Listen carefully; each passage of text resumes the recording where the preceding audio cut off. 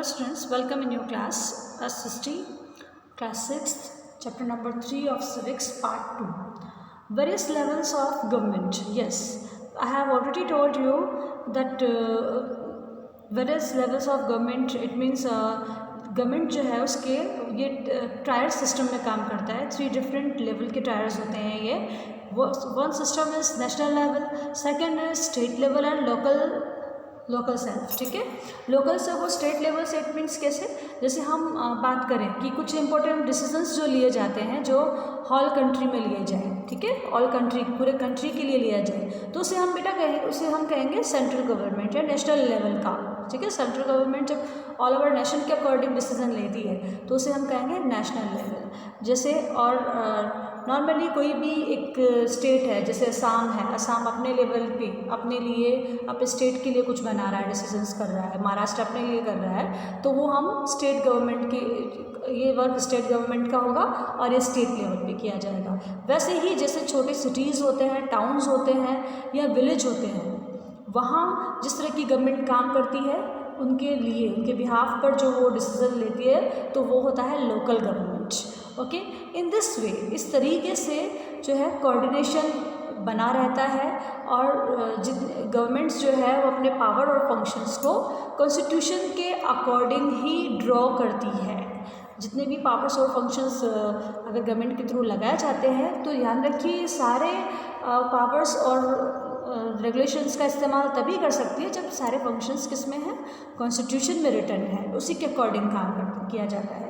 They work in their definite sphere. ये लोग जो हैं, इन लोगों का एक डेफिनेट एरिया होता है, डेफिनेट कुछ नियम होते हैं जो सिर्फ इन्हीं को करने होते हैं. जैसे कुछ ही नियम जो होते हैं, जैसे लोकल गवर्नमेंट को करने हैं तो वो लोकल गवर्नमेंट ही करेगी. कुछ ऐसा नियम है जो लोकल गवर्नमेंट के पक्ष में नहीं है, इट मीन्स लोकल गवर्नमेंट के पास उसका पावर नहीं है उस तरह के डिसीजंस लेने का, तो वो स्टेट गवर्नमेंट के पास होगा. और स्टेट गवर्नमेंट के पास भी नहीं है तो फिर वो सेंट्रल लेवल पर किया जाएगा. ठीक है, तो ये सब जो है इनके पास अपना अपना एक लिमिटेड स्फीयर है अपनी पावर्स का भी. ठीक है, नेक्स्ट देखिए बेटा, डिफरेंट फॉर्म्स ऑफ गवर्नमेंट. अब इंडिया जो है, इंडिया में कौन सा गवर्नमेंट है, डेमोक्रेसी. ठीक है, लेकिन इसके अलावा भी गवर्नमेंट की और भी फॉर्म्स होती हैं, जैसे मोनार्की. मोनार्की क्या होती है बेटा, in the ancient medieval period, ancient medieval history में हम देखते हैं मोनार्की पावर के बारे में स्टडी करते हैं. मोनार्की पावर, एक्चुअली मोनार्क क्या होता है, monarch is equal king. Monarch का मतलब होता है किंगशिप. ठीक है, इसको आप शॉर्ट में ऐसा कह सकते हो, king son will be king. ठीक है, किंग और क्वीन जो है वो बना दिए जाते थे पहले. ठीक है, किंग और क्वीन उन्हीं के अकॉर्डिंग जो है राज्य किया जाता था, पूरे स्टेट को, पूरे कंट्री को संभाला जाता था. वो उन लोगों का ये मानना होता था, उस जो किंग वाली जो गवर्नमेंट होती है जहाँ पे सबसे मेन हेड किंग और क्वीन होता है, उनको ऐसा लगता है कि जो किंग और क्वीन है उनके पास क्या है, डिवाइन राइट्स, यानी देवीय शक्तियाँ, देवीय हक है. ठीक है, और तो जैसे मतलब मोनार्क ने कुछ कहा, इट मीन्स राजा का अगर कोई डिसीजन है तो मतलब भगवान का डिसीजन माना जाता था.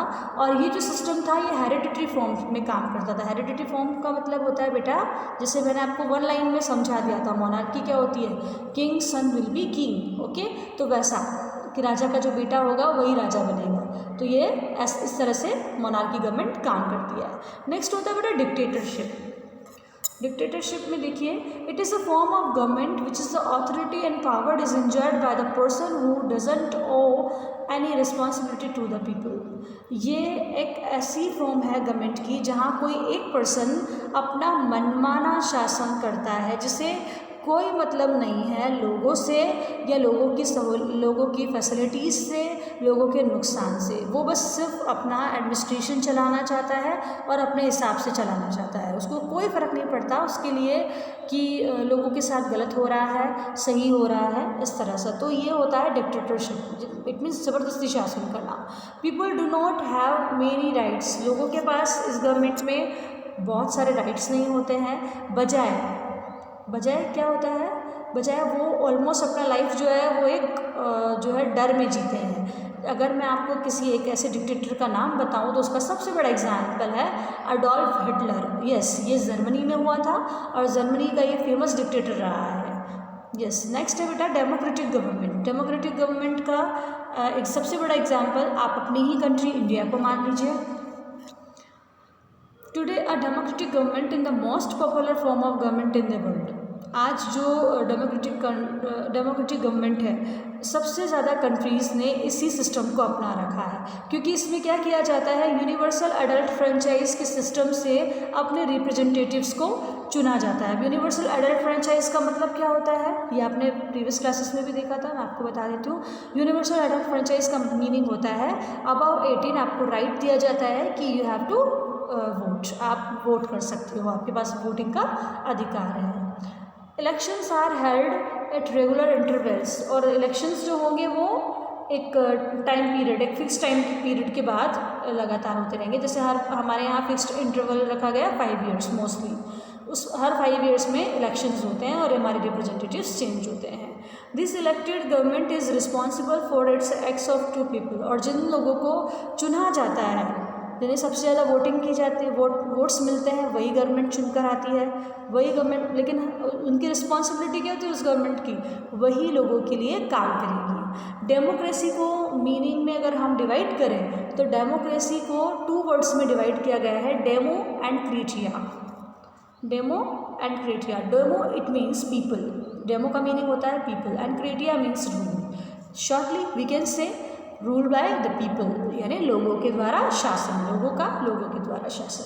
इंडिया जो है वर्ल्ड का लार्जेस्ट इंडिया जो है इसमें डेमोक्रेसी का जो सिस्टम है वो वर्ल्ड का सबसे लार्जेस्ट सिस्टम है। It due it's inspiration from Britain, और ये इंस्पिरेशन उसे कहाँ से मिली है, ब्रिटेन से, which is the considered as the mother और ऑल मॉडर्न डेमोक्रेसीज। ब्रिटेन को आज के सारे कंट्रीज मोस्टली मॉडर्न डेमोक्रेसी की मदर मानते हैं। अब्राहम लिंकन ने भी इसके लिए एक डेफिनेशन दी है डेमोक्रेसी के लिए। Democracy the government of the people, bye the people and for the people.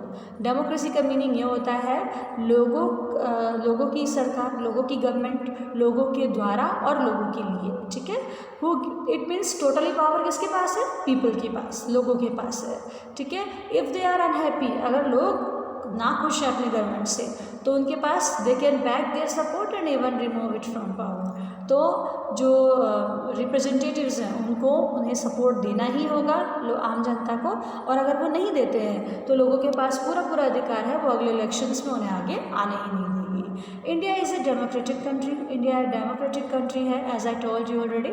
Democracy was established in India after a long struggle against the British government. Yes, before 1947 यहाँ जो गवर्नमेंट थी वो British government ने अपना काफ़ी years से establish कर रखा था। हम जो इंडिया है वो ब्रिटिश गवर्नमेंट की स्लेव थी। 1947 के बाद इंडिया में डेमोक्रेसी को इस्टेब्लिश किया गया है, जो कि एक बहुत ही लंबे समय बाद हुआ। There are other countries in the world who have struggled for democracy, और भी ऐसी कंट्रीज़ हैं इंडिया के अलावा जिन्होंने डेमोक्रेसी के लिए काफ़ी स्ट्रगल किया है। Yes, next is rights in the democracy. Democracy में कि जो राइट्स होते हैं वो किस तरह के होते हैं। They have the right to express their views. Democracy में जो राइट्स होते हैं उनमें सबसे ऊपर है कि डेमोक्रेसी में एक राइट दिया जाता है कि आप अपने व्यूज़ को, अपने जो विचार है उनको एक्सप्रेस कर सकते हो, उसमें कोई भी आपको जो है डिस्टर्ब नहीं करेगा। Profess the religious faith of their choice. आपकी जो चॉइस हो आप उस तरह का रिलीजन अडॉप्ट कर सकते हो। Even criticise the government. आप गवर्नमेंट को क्रिटिसाइज भी कर सकते हो, यानी गवर्नमेंट का अगर कोई सिस्टम आपको गलत लगता है तो आप उसके खिलाफ बोल सकते हो। The success of a democracy. The success of a democracy depends on the participation of alerts and विलेजन सिटीजन। और ये जो डेमोक्रेसी की सक्सेस कब होगी, जब लोग इसमें सही मायने में अपनी भागीदारी निभाएंगे, अपना अच्छा पार्टिसिपेशन देंगे। People considerably monitors the activities of the government. Actually लोग जो होते हैं वही गवर्नमेंट के लिए मॉनिटर की तरह काम करते हैं। तो डेमोक्रेसी क्या है, डेमोक्रेसी गवर्नमेंट अकाउंटेबल है पीपल के, लोगों के लिए। अकाउंटेबल इट मीन्स उसको अपने डेमोक्रेसी गवर्नमेंट जो है वहाँ लोगों को डेमोक्रेसी गवर्नमेंट के जो रिप्रेजेंटेटिव्स हैं उन्हें अपने हर काम के लिए जवाब देना पड़ेगा, जवाबदेह है, इसीलिए इसको अकाउंटेबल कहा गया है। लोग जो है डायरेक्टली किसी भी कंट्री में रूल नहीं कर सकते जहाँ डेमोक्रेटिक गवर्नमेंट है। कंट्रीज़ जो कि लार्ज है काफ़ी साइज में, उनमें अधिकतर क्या है कि रिप्रेजेंटेटिव्स को चुना जाता है और उसी के द्वारा, उन रिप्रेजेंटेटिव्स के द्वारा ही लेजिस्लेचर डिपार्टमेंट बनाया जाता है और लेजिस्लेचर डिपार्टमेंट नियम बनाता है, कानून बनाता है और यस उसके बाद वो एग्जीक्यूटिव डिपार्टमेंट का काम करता है एंड देन जुडिशरी डिपार्टमेंट। और क्योंकि यहाँ रिप्रेजेंटेटिव्स के थ्रू वर्क किया जाता है, गवर्नमेंट के रिप्रेजेंटेटिव्स के थ्रू का वर्क किया जाता है, तो इस सिस्टम को इसीलिए रिप्रेजेंटेटिव डेमोक्रेसी भी कहा जाता है। उसके बाद है यूनिवर्सल एडल्ट फ्रेंचाइज, उसके बारे में मैं ऑलरेडी बता चुकी हूँ, लेकिन एक बार और हम इसको डिस्कस करते हैं कि यूनिवर्सल एडल्ट फ्रेंचाइजी का मीन होता है राइट टू वोट, और यहाँ इंडिया में सिस्टम किया गया है। और इसके लिए क्या है, कुछ कंट्रीज़ हैं जहाँ पर आज भी वीमेन को राइट नहीं है वोटिंग का, लेकिन इंडियन कंट्री में यहाँ राइट्स दिए गए हैं और ये कहा गया कि 18+ जो भी हैं वो उन्हें पूरा अधिकार है, वो वोट्स दे सकते हैं।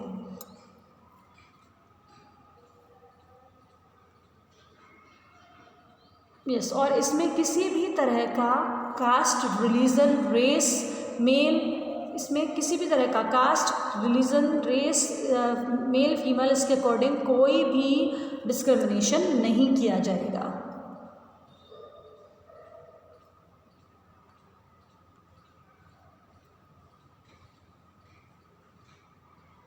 यस, यहाँ पर कुछ और भी एग्जाम्पल हैं जहाँ जैसे ना ब्रिटेन में काफ़ी सफ़र करना पड़ा था, ब्रिटिश वुमेन जो है उनको अधिकार नहीं दिया गया था राइट टू वोट, और फिर बाद में जब उन्होंने इसके लिए मूवमेंट किया, अब प्रोटेस्ट के लिए मूवमेंट जो किया उसे सफेगेट्स कहा गया। सफेगेट्स उसे कहा गया जब ब्रिटिश वुमेन ने अपने राइट टू वोट के लिए मूवमेंट किया तो उसे सफेगेट कहा गया, और इसको लीड कर रही थी एमिलियन पैंक्रिस्ट, ये आपको याद रखना है। यस, ऐसा ही न्यूजीलैंड में भी हुआ, साउथ अफ्रीका में भी हुआ, वहाँ लोगों के पास अलग तरह से उनको डिस्क्रिमिनेट किया गया। टोटली यूनिवर्सल एडल्ट फ्रेंचाइजी के थ्रू इक्वलिटी को शो किया गया है कि सभी के साथ इक्वलिटी होनी चाहिए और सभी को इक्वल अधिकार देने चाहिए। अब नेक्स्ट है अपार्थाइड। अपार्थाइड क्या होता है?